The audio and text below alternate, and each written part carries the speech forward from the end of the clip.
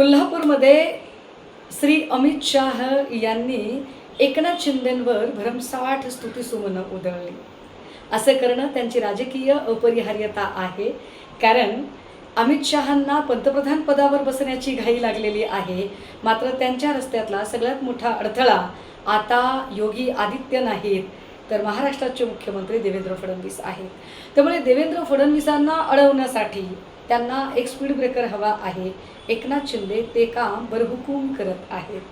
त्यामुळे एकनाथ शिंदेंना सुखावणे, त्यांचा स्वसुखावणे ही अमित शहांची गरज आहे.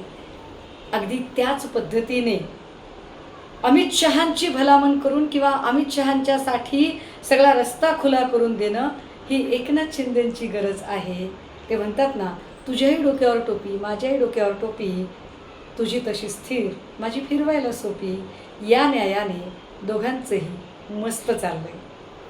बहुचर्चित पवनराजे निंबाळकर हत्या प्रकरणाचा खटला आणि त्याची सुनावणी आज होती. या सुनावणीमध्ये बाकी काही असो, राजकीय संबंध किती तणावाचे किती स्नेहाचे हा भाग अलहिदा, परंतु मानवतावादी दृष्टिकोन म्हणून पवनराजे यांच्या पत्नी यांनी गेली 20 वर्ष ज्या न्यायाची अपेक्षा केली होती आणि वाट बघितली होती, तो न्याय त्यांना मिळणं अपेक्षित होतं, पण तो न्याय मिळाला नाही. यावर ओमराजेंची जी प्रतिक्रिया होती की ह्या सगळ्या यंत्रणा दबावाखाली काम करत होत्या. मला आश्चर्य वाटते. ओमराजे काल असं म्हणाले की मी भावनिकदृष्ट्या चुकलो असलो तरी मी राजकीयदृष्ट्या बरोबर आहे, कारण मी विकासासाठी त्यांच्यासोबत जाणार आहे. पण ओमराजे, आपण विसरलात का की विकासासाठी आपण ज्यांच्यासोबत जाणार आहात त्याच लोकांच्या हातात या यंत्रणा आहेत, ज्या यंत्रणांवर तुम्ही आज आक्षेप घेतलेले आहेत की पोलीस असेल किंवा एकूण तपास यंत्रणा एका दबावाखाली काम करत होत्या. हा दबाव कुणाचा? तर गेली 12 वर्ष ज्या भाजपाची सत्ता आहे त्यांच्या दबावाखाली काम करतात. आणि तुम्ही ज्यांच्या विरोधात लढताय ते तुमचे प्रतिस्पर्धी त्याच भाजपाचे एक महत्त्वाचे नेते आहेत. भाजपा आपल्याच माणसाला दोषी करा कसं काय ठरवू देऊ शकेल? अर्थात आपल्याला हे अतिशय चांगलं कळतं, परंतु आपण आज अजून एक वाक्य म्हणालात की मला माझ्या मतदारसंघातल्या लोकांना विचारावं लागेल.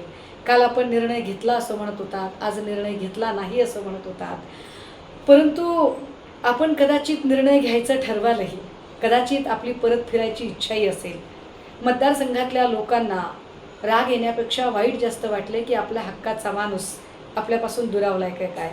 कदाचित मतदारसंघातली माणसं किंवा इव्हन इकडचेही सगळे आपल्याला स्वीकारायला कदाचित तयारही होती, परंतु ज्या अत्यंत वाईट अशा चक्रव्यूहामध्ये आपण अडकलेले आहात त्या चक्रव्यूहातली जी रचना करणारी माणसं आहे, संजय देशमुख असतील, नागेश पाटील आष्टीकर असतील, ही माणसं इतक्या सहजासहजी आपल्याला या चक्रव्यूहातनं बाहेर पडू देतील का?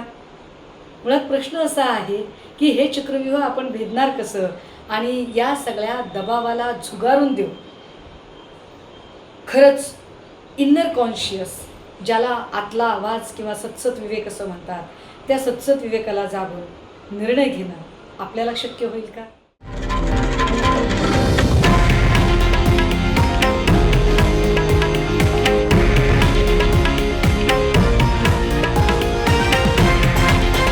हे आहे देशातील नंबर 1 न्यूज नेटवर्क आणि आपण पाहत आहात TV9 मराठी, एकमेव.